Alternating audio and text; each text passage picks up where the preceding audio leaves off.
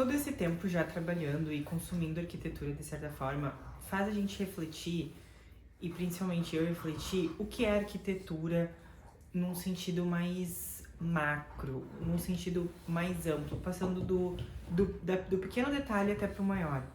Para mim, a arquitetura, o interiores, ele chega muito antes da pessoa. É a partir dele que todo o sentir ele vai estar envolvido nisso. Então é muito mais do que um layout, é muito mais do que uma textura que tu escolhe, mas sim um conjunto de fatores que formam o espaço e a maneira com que tu vai sentir aquilo. A arquitetura para mim é muito mais do que arte, é muito mais do que design, é muito mais do que objetos, é a sensação, é a presença, é a identificação. Como a gente tem os movimentos artísticos, tanto na moda como na música, que tudo se interliga, na arquitetura também. A gente tem esses movimentos e essas sensações do que cada padrão está acontecendo. Então, quando a gente vai pensar em arquitetura, quando a gente vai falar de alguma coisa da arquitetura, a gente não pode simplesmente olhar, a gente precisa viver, a gente precisa sentir.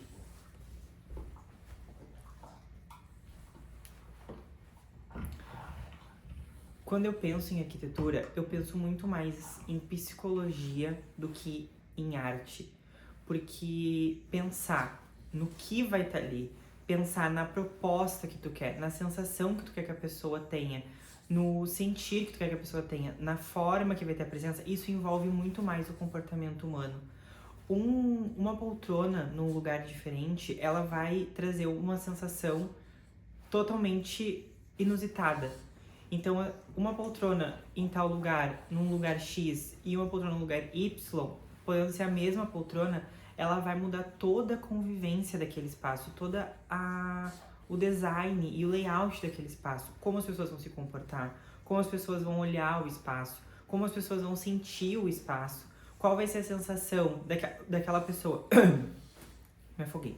Qual vai ser a sensação daquela pessoa com aquele objeto. Então, quando a gente vai pensar num projeto, numa arquitetura, num design, a gente precisa muito entender o quê? Não, vai pra lá. A gente precisa muito... Quando a gente vai pensar numa arquitetura, num projeto, no design, a gente pode entender na escala um pouco maior, mas a gente precisa reduzir. A gente precisa entender a intenção da moldura do quadro. A gente precisa entender o acabamento do vidro, porque um vidro que reflete, ele vai trazer uma sensação diferente de um vidro que é opaco. Ele vai trazer uma sensação diferente do que sem vidro. E num quadro, por exemplo, e isso é muito fundamental para qualquer aspecto.